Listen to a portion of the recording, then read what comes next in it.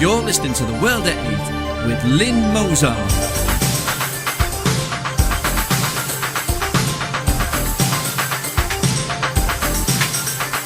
The World at 8, the number one in nationalist news.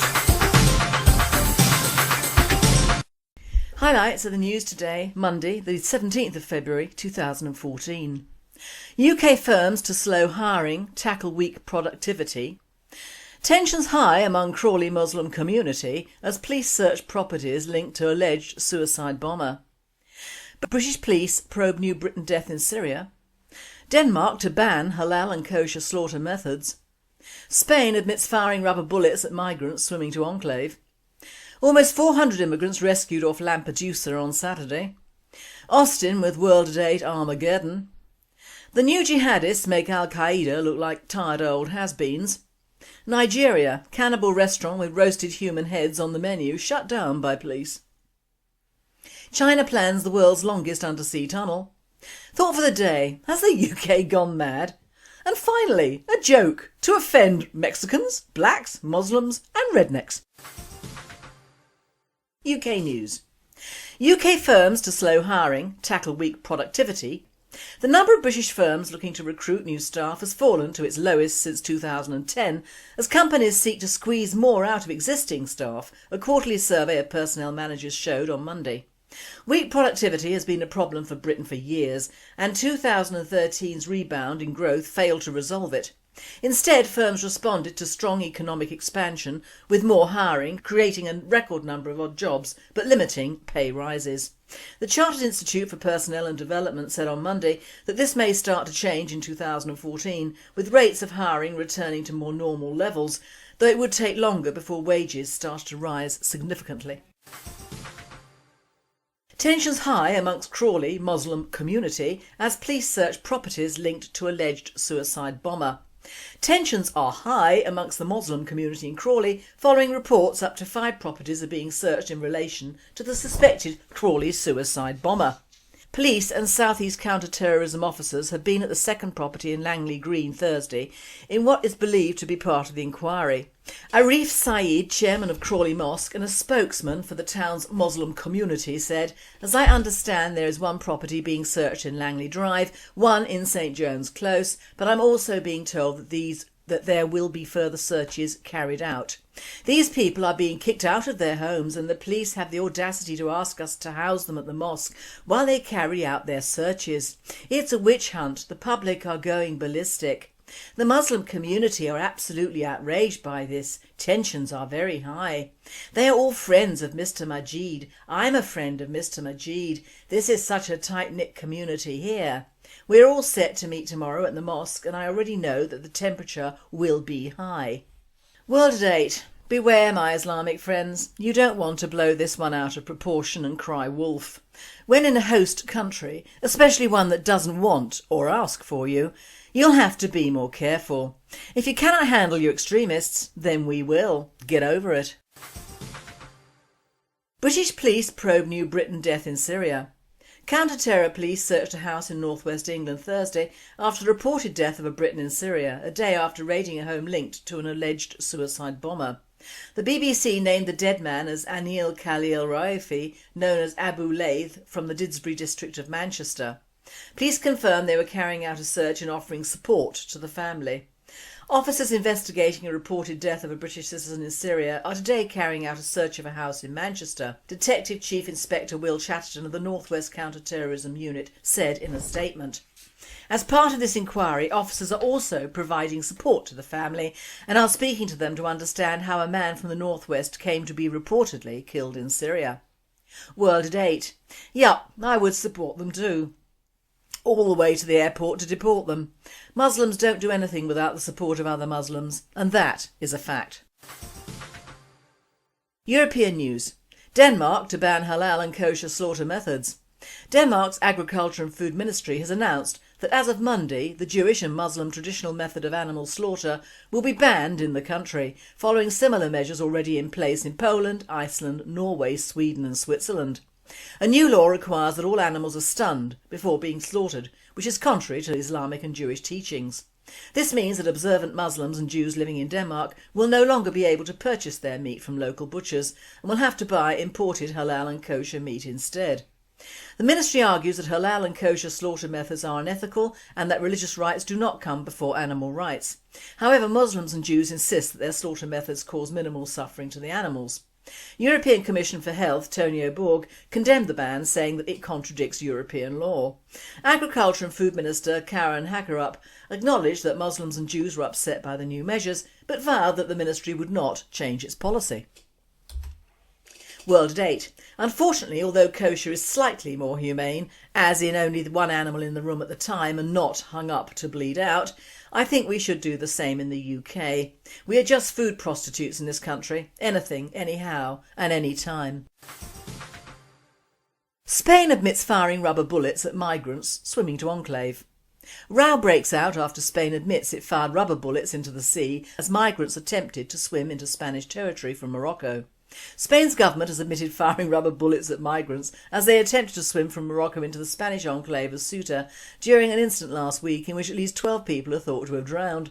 The admission from Jorge Fernández Díaz, the Interior Minister of Spain, to Parliament on Thursday contradicts earlier statements by Spain's Guardia Civil, who insisted that no bullets had been fired and came after complaints by human rights organisations. World at 8. What's with the rubber bits? Almost 400 immigrants rescued off Lampedusa on Saturday. Italian boats rescued 393 immigrants in the Straits of Sicily on Saturday. The Eliseo ship rescued 198 migrants, of which 15 were minors, and the Espero ship saved another 195. Added to the 79 people rescued by the Espero on Friday, the total has now reached 472. The Eliseo is currently on another rescue mission after the Coast Guard's General Command reported a rubber dinghy with 110 immigrants southeast of Lampedusa. The sighting was confirmed by the MSC Maria and then by one of the Eliseo's choppers, which found 3 more dinghies between 120 and 140 miles from Lampedusa. World at 8. Are these illegals thick or are they extracting the Michael? What rescue? Why rescue? They're illegal and not wanted. Leave them. Once a country takes up the cudgels for these Africans and Arabs, they become, or rather their people become, responsible for them. I now hand you over to Austin Davis with World at 8 Armageddon. I should like this evening to talk to you for a while about my island. My island comprises a relatively small country, but with a relatively large population, for reasons I shall expand upon in due course. It's a veritable jewel set in an azure sea. It is separated from the nearby continent by a short but crucial strait of sea miles. My island has a proud history that goes back thousands of years, over which time many peoples have visited, made war, and taken what they will, whilst others have stayed, colonising and cultivating the land, and remaining to form part of what has evolved to be a disparate and resourceful island race that now constitutes a distinct indigenous people. Together with compatible minorities with whom the peoples happily interacted and coexisted, they have lived in relative peace and concord, despite a number of unfortunate areas of contention that arose from time to time for many centuries. These indigenous peoples all talk the same language, more or less, albeit with such rich regional variations that many an international visitor is still left confounded by them to this day. They are in general a godly folk, serving their God in a ritually diverse fashion. There has evolved great tolerance, celebration even, of religious faith and diversity. After 1,000 years of relative racial, ethnic and religious stability, parts of my island began to be colonised by an alien people who travelled in great numbers to enjoy a prosperity they could never aspire to in their own lands. They came initially at the behest of would-be employers, and with the help and encouragement of successive corrupt governments, who could be readily made to dance to the tune of cheap labour and new votes. But they continued to come even after the doors had been supposedly closed, simply by breaching the meagre defences that narrow channel affords, by furtively crossing the mere 18 miles of water with a regularity that mocked dysfunctional border controls that were so inept as to attract derision and accusation of collusion. These aliens brought with them a different religion, an entirely different language, and a foreign culture. They remained a race apart, rarely integrating with the peoples they had come to live amongst, and maintaining a distance from and a hostility towards their host peoples. And the people amongst whom they had come to live grew to rue the very day of that coming. But these new islanders prospered and multiplied, and their influence was seen to grow. Many members of Parliament arose from amongst their number, dividing representation along ethnic lines. Demands of beneficiary concessions were made and granted with a tedious regularity. Separate places of worship, exclusive faith schools, cultural heritage centres. Inevitably, as their numbers increased, so did the pressure exerted on government, and in one supposedly final concession, the language of their homeland was granted official national status. Henceforth, everything from road signs to parliamentary drafts to food labelling had to be produced bilingually. But it wasn't enough. Nothing was ever enough. Whole districts gradually became no-go areas, so far as the indigenous people were concerned. As the aliens moved in, everyone who could moved out, leaving only the poor, the old and infirm, and the vulnerable to remain in miserable isolation in the hostile environment they once loved and were proud to call home. The cities especially became divided territories with conflicting communities leading parallel existences and rarely crossing over. Other than the invaders, amongst whose number were counted myriad traders and shopkeepers, developing a sub-economy culture whereby they sold to everyone, but only ever bought from within their own community. Thus the new cats got fatter, and the rest were no better than dogs anyway, so didn't matter. Then one morning the sun rose as it had done for millions of millennia before, but on that day a critical inflection point was reached. Something was to change in a manner so profound, so intense, as to shake the very foundations of nationhood and challenge the very order of civilization. And my venerable island looked into the abyss and saw there the end of an epoch and the spilt blood of a generation. The region to the north of the country had become so dominantly ethnic that the aliens had been allowed to run it along the lines of their own beliefs, along the lines of traditions embedded in the semi-arid wastelands of the place from whence they had come. They paid minimal lip service to the law proper, and a nervous and dithery administration stood by as boundaries of acceptability were stretched to breaking point and beyond. The alien, the malcontent, the usurper had, to all intents and purposes, established an unofficial, independent sub-state. That night in the north, a regional police station was attacked by a meticulously orchestrated and brutal mob. 13 police officers were hacked to death, and the building gutted by fire and destroyed. The fire and ambulance services responded to desperate pleas for help, but their number were forced to flee on foot when their vehicles were firstly corralled and then rammed by hijacked buses, before finally being set ablaze. It had begun. And to find out how it finished, you'll have to tune in next week. Same BNP time, same BNP channel. Austin Davis, World at 8, just down the road from Armageddon. Thank you, Austin. Loved it. Look forward to the second part. World news. The new jihadists make Al-Qaeda look like a tired old has-been. The creation of a de facto Islamic State in Syria could act as a springboard for a takeover of the Arab world.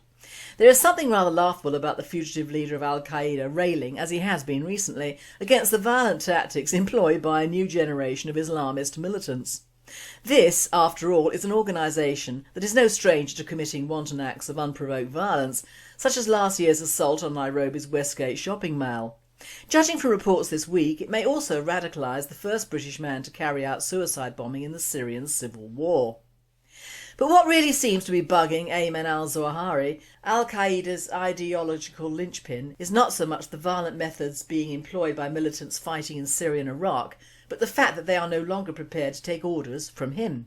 He is the godfather of Islamist terrorism, but an increasingly isolated one. This is certainly the view of American intelligence officials, who closely monitor every aspect of Islamist activity around the world. What we're looking at is the replacement of Al-Qaeda by a new generation of Islamist militants who have a far more radical and focused agenda, a senior US counter-terrorism official in an interview in Washington. The new generation of these terrorists are far more ambitious.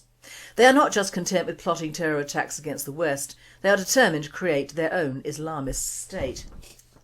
This would certainly explain the deepening rift between traditional Al-Qaeda affiliated groups such as the Nusra Front, which have waged a sustained campaign of terror against the Assad regime in Syria, and their even more aggressive rivals such as the Islamic State of Iraq and Al-Shan, ISIS.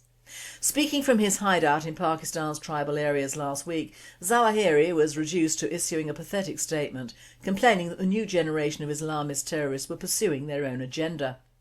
"We weren't informed about its creation nor counselled," Zawahiri said of ISIS, "nor are we satisfied with it. Rather, we ordered it to stop. Nor is Al-Qaeda responsible for its actions and behaviour." In many respects, Zawahiri and the remnants of the original Al-Qaeda leadership seem to be vainly shouting in the wilderness. World at 8. Oh, please. Nigeria. Cannibal restaurant with roasted human heads on the menu shut down by police. Police arrested 11 people and closed a restaurant down after 2 human heads wrapped in cellophane were discovered at a hotel restaurant that had been serving human flesh. A tip-off led police to the macabre discovery in Anambra, Nigeria, with 11 people being arrested and AK-47 guns and other weapons being seized. Human flesh was apparently being sold as an expensive treat at the restaurant, with authorities saying that roasted human head was even on the menu. World at 8. And these are the people we're rescuing and giving homes in the UK and Europe to? Are we mad or delusional? And we're encouraging them to breed more of their own kind. I don't care if these people are black, white or bloody purple. I don't want them in my country with my tribes. Final. China plans the world's longest undersea tunnel. China is planning another engineering marvel, a tunnel more than twice the length of the Channel Tunnel underneath Bohai Bay. At more than twice the length of Channel Tunnel, China's latest mega project is not short of ambition. A 76-mile long tunnel will run between the northern city of Dalian with Yantai on the east coast. Work could begin as early as 2015 or 2016, said Wang Menshu, an expert at the Chinese Academy of Engineering, to the China Daily. He added that the new tunnel will knock 800 miles off the current route between the two cities. It will also form a vital link in a high-speed rail line from China's frozen north to the tropical island of Hainan in the south. World at 8. Oh dear. I was hoping it would stretch all the way to Nigeria and they could eat each other up. No shortage of human heads in China, I would imagine. Thought for the day. Has the UK gone mad? No, I'm not having a rant, but it is Monday, our fences are down and not covered by Tesco insurance, never have insurance with a supermarket chain, and I am looking at today's DM and thanking my lucky stars we haven't been flooded out, killed by trees or washed away whilst eating dinner. So all in all I am counting my plus points here, but what is happening to the general attitude of the youth in this country? I can understand the ennui coming from a country and a people who are paying through the nose for an invasion of foreigners not equalled since perhaps the invasion of England by the Normans, plus paying massive amounts of shekels to a foreign power which hates us and giving vast sums of money towards peoples of other countries that up sticks and come here anyway. This I can understand. What I cannot understand is how the web or any machine has become a virtual way of living, or rather not living, in this country. We have tots of two banging their little hooves on the floor if their sodding mobiles, notepad or whatever they call them is taken away as they need to eat, go to sleep or pee. We have online bullying and name calling from cowards who think they have a brain, let alone an opinion. My message to them is no one gives a damn, matey. The delete button is alive and well, thank you. But we have young girls actually believing it when a total stranger tells them they are not worth the air they breathe. Now call me cynical, but why the hell do they read such crap, let alone take any notice of it? Now call me insensitive, but I am actually a very sensitive person, and believe me, words do hurt. This weekend, which I cannot class as the best weekend in my life for various reasons, I received several calls on my mobile from someone with a distinctive Asian accent, who kept asking me if I was the BNP, and that did it stand for Britain Needs More Parkies. His words, not mine. When I told him finally that it stood for Britain Needs More Pricks, he gave vent to some very bad language for a Muslim or something Johnny Foreigner. Was I hurt? No. I laughed, as did my better half, so this retard's many calls were wasted.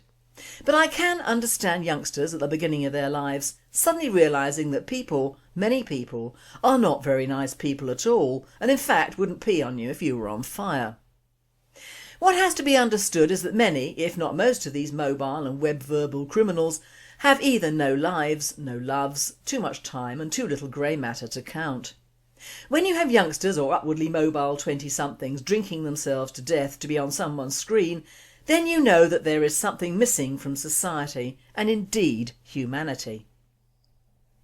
It isn't a Western problem especially, it's wherever there is a computer, mobile phone or any form of techie vision or contact.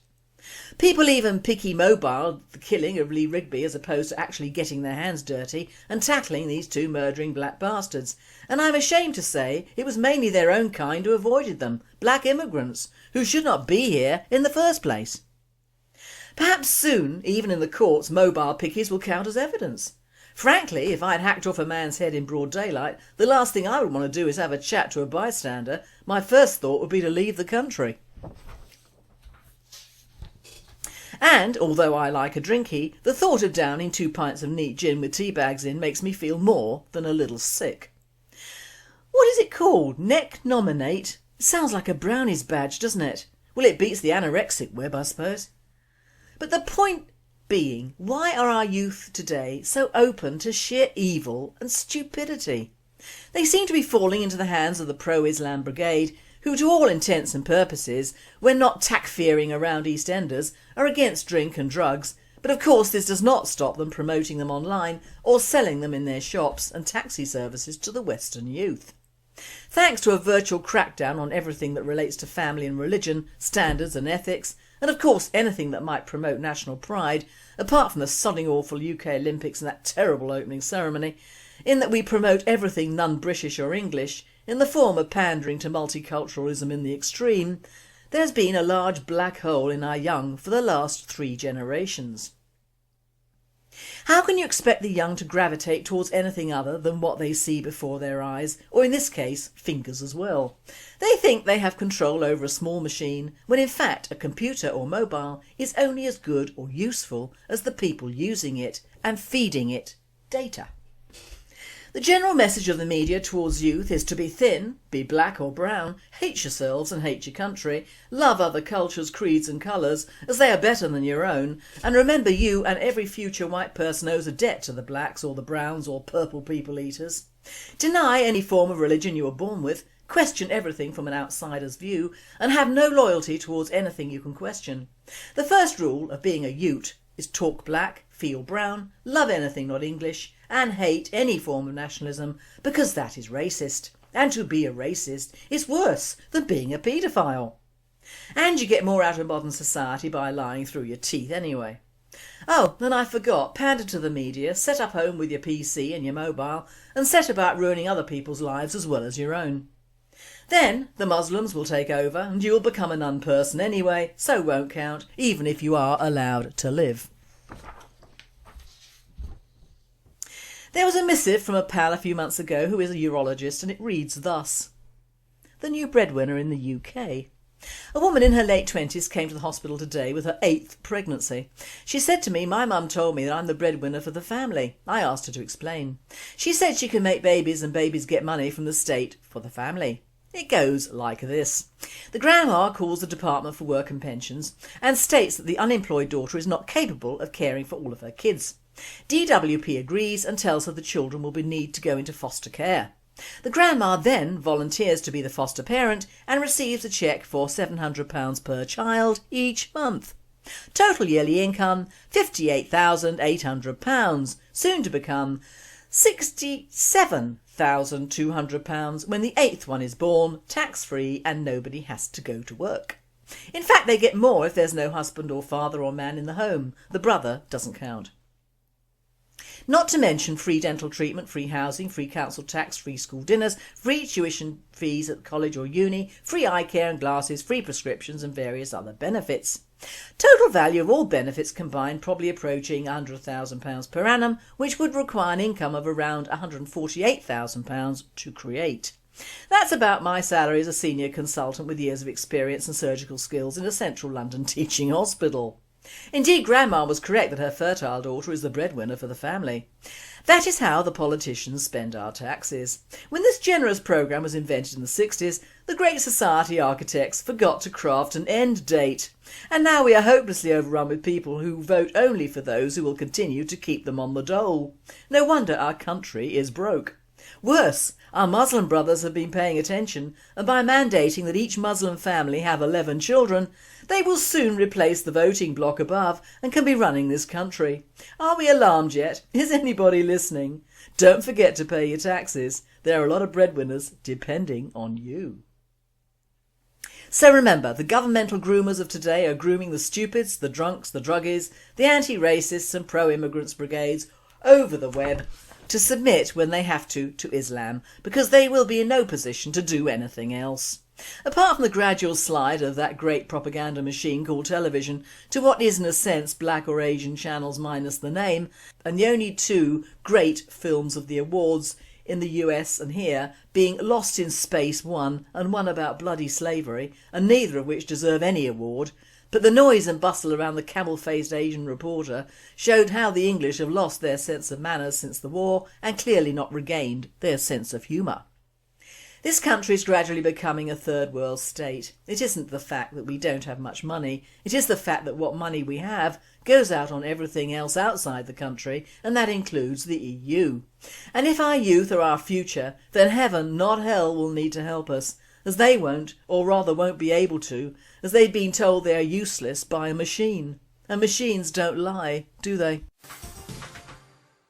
And finally, a joke to offend Mexicans, blacks, Muslims and rednecks. A Mexican, a black, a Muslim and a redneck were walking together on a beach when the black stumbled over a bottle in the sand. He picked up the bottle, rubbed the sand off it, and a genie appeared. I can only grant 4 wishes, the genie said. Since there are 4 of you, you may have a wish apiece. Pointing at the black, he said, since you found the bottle, you may have the first wish. The black studied for a moment and then said, I wish for a fleet of ships so that I can gather all my people and take them back to our homeland, Africa. Poof! It was done. Hundreds of ships appeared on the skyline. The Mexican said, I wish for enough chibi pickups to take all my people back to our homeland in Mexico. Poof! It was done. Row after row of Chevrolet pickups appeared on the beach. The Muslim said, I wish for 10,000 camels to take all of my people away from this horrible country loaded with infidels so we can live in peace in Muslim countries and serve Allah. Poof! It was done. 10,000 camels suddenly appeared on the beach. Turning to the redneck, the genie asked, and what is your wish? The redneck watched as the loaded pickups began moving towards the border, then looked out to sea and watched the loaded ships sailing out into the sunset. Then he looked at all of the Muslims getting on top of the camels and riding off. The redneck said, just give me a Bud Light. Doesn't get much better than this. You've been listening to The World at 8. I'm Lynn Moser and I wish you all a very good night.